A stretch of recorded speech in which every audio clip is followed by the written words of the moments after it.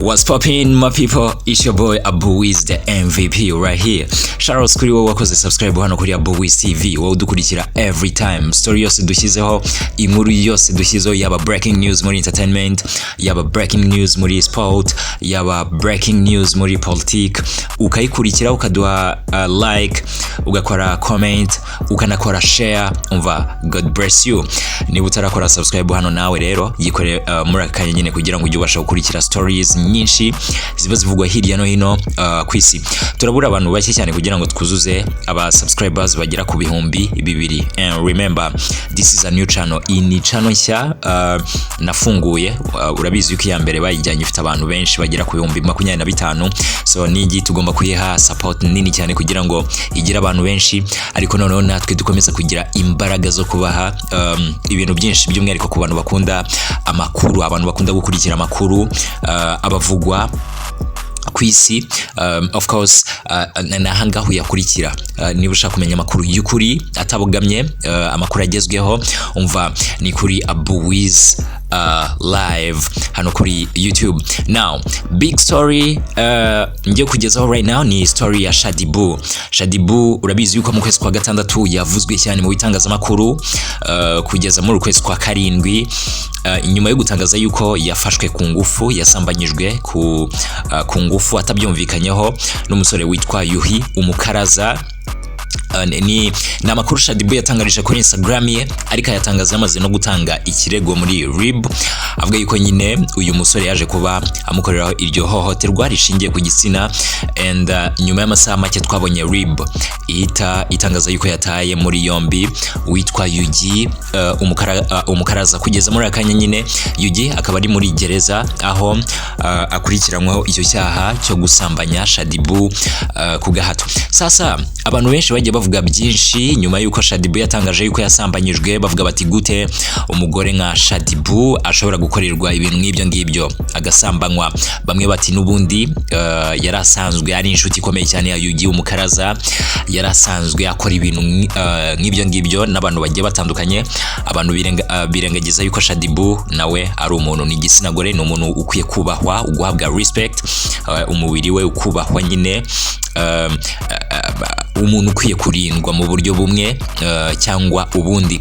Nyuma ya biriya rero twese tubona story ivuga yuko Shaddy Boo yajyanywe muri rehab kugira ngo bamwiteho, bite ku buzima bwe bwo mu mutwe, bite kuri bya bintu byatumye aba addicted, birimo kunywa inzoga nyinshi. Shaddy Boo n'umuntu wari umaze igihe kinini cyane akoresha inzoga zidasanzwe zikomeye z'ubwoko bwose azinywa. Abantu benshi bakavuga yuko muri kiyagiye bavugaga yuko Shaddy Boo yangwaga inzoga just kubera ko yabaye addicted n'inzoga. Ariko nanone nibatekereze se niki kintu cyatumye Shaddy Boo aba addicted gituma nyine akoresha inzoga mu buryo budasanzwe, mu buryo burenze urugero. Yo nakunze gukurikira post za Shaddy Boo, yari amaze igihe kinini cyane ashyira kuri Instagram yiwe, ubona akoresha captions zimeze nk'umuntu nyine ufite agahinda kadasanzwe, uri guhura n'ubuzima bukomeye, uri guhura n'ibihe bikomeye bitari byiza, yaba ku buzima bwe, ku myinjirize y'amafaranga, uburyo abantu bamufataga, ibintu nk'ibyo ngibyo nyine byatumaga agaragara nk'umuntu ufite depression, ku muntu ushobora kuba yarahuye na depression. Ibi ngibi nyine ahita byumva vuba, cyangwa iyo abonye umuntu nyine uri kugenda akora ibintu bidasanzwe hanze, by'umwihariko ku mbuga nkoranyambaga, kubera ko arizo abantu benshi basigaye bakoresha muri iki gihe, bagaragarizaho ibe bari kunyuramo. Umuntu ashobora gupostinga ibintu ugahita umenya neza situation ari kunyuramo muri icyo gihe. So posts za Shaddy Boo yamaze nk'amezi nk'atandatu ari gushyira kuri Instagram ye, njyewe zanyerekaga yuko ari umuntu uri guhura na depression ikomeye cyane. Ibi ngibi tujya tubibona ku bastar bakomeye cyane hano ku isi. Nabibonye kuri Madonna nawe yigeze kunyura mu bihe nk'ibi ngibi byo kuba addicted na drugs, ariko bitewe n'ibihe yari ari kunyuramo byatumaga aba addicted n'ibyo biyobyabwenge, akanywa inzoga nyinshi, akanywa weed nyinshi n'ibindi bintu nyine byatumaga ubwenge bwe bugenda just kubera ko we yumvaga ari byo bimuha amahoro. Yigeze kugirana ibibazo bikomeye cyane n'umukunzi we, yigeze kugira ibibazo bikomeye cyane bijyanye n'ubukungu bwe bwarahananutse cyane. So ibyo byose byatumye Madonna anyura mu bihe bidasanzwe bya depression igenda igaragarira abantu bose. Britney Spears Sam nawe yagize ibibazo bikomeye cyane bya relationship, yagize ibibazo bikomeye cyane ku bijyanye n'amagambo y'abantu bajyaga bamubwira abafana be.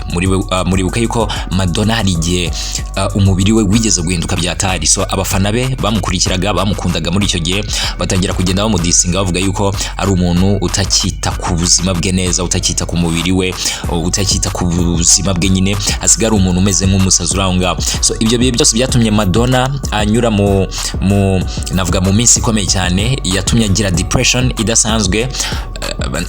Ndavuga Britney Spears baza kumujyana muri rehab, bagerageza kugenda bamugarura mu buzima gake gake, and nyuma yaho byaje kumufasha nubwo we ubuzima bwe ari ibiyobyabwenge kugeza n'uyu munsi. So no kuri Shaddy Boo nuko nguko Shaddy Boo ashobora kuba yarahuye n'ibibazo bikomeye cyane byatumye anafata imyanzuro idasanzwe ku buzima bwe. Akaba ari wa muntu ushobora kuba waramenyererwaga nyine n'abantu bose bagiye batandukanye bajyaga bamufatirana just kubera ko yanyweye inzoga nyinshi. Ahubwo bati Shaddy Boo n'umustar azwi n'abantu benshi, reka tumufatirane kubera ko yanyweye zino nzoga. So ibi byose rero byatumye Shaddy Boo ashobora kuba yaricara avuga ati reka mfate imyanzuro ikomeye cyane kugira ngo noneho ndebe yuko hari ibyo nahindura kuri life yanjye. Ari nayo mpamvu Shaddy Boo yahise atangira kugenda posting amagambo atandukanye cyane ku mbuga nkoranyambaga agaragaza yuko yabaye umuntu mushya. Ikindi ni kubijyanye n'amafaranga yinjizaga. Shaddy Boo tumuzi nk'umustar, abantu benshi bamwishyuraga amafaranga just kugira ngo bahure nawe, akajya za Dubai, za Nigeria ndetse no mu bindi bihugu bigiye bitandukanye agahura n'abantu bakomeye cyane. Now izo ngendo zose kuri Shaddy Boo zaje kugenda zigabanuka. Of course byumvikana yuko n'amafaranga yabonaga nyine atayabonaga muri iyi minsi ya vuba. So ibyo byose nyine bituma agira depression idasanzwe, ari nayo yaje gutuma we aba addicted cyane n'inzoga, aba umuntu ukoresha cyane inzoga zimufasha kugira ngo yibagirwe bya bitekerezo bitari byiza ari gutekereza muri ako kanya kubera amafaranga wenda atari kubona yabonaga mensh imbere, ndetse n'ibindi bintu bigiye bitandukanye. Ibi byose rero byatumye afata imyanzuro ikomeye cyane ku buzima bwe. Ari nayo mpamvu abantu benshi batangajwe no kubona ajya kurega uriya musore witwa Yuhi umukaraza wari umu best friend we. Twagiye tubona amavideo menshi bagiye bakorana kuri social media, yaba kuri TikTok ndetse n'ahandi. Now ibi biri buze gutuma tubona Shaddy Boo mushya mu minsi ya vuba, namara kuva muri kiriya kigo aho bari kwita ku buzima bwe bw'imitekerereze n'ibindi bigiye bitandukanye. Dushobora kuzabona new Shaddy Boo nkuko yahoraga avuga ati I'm coming back, I'm back ku mbuga nkoranyambaga. Abantu bagahora bavuga batese Shaddy Boo ahora agaruka kandi nitubone ibintu ari gukora.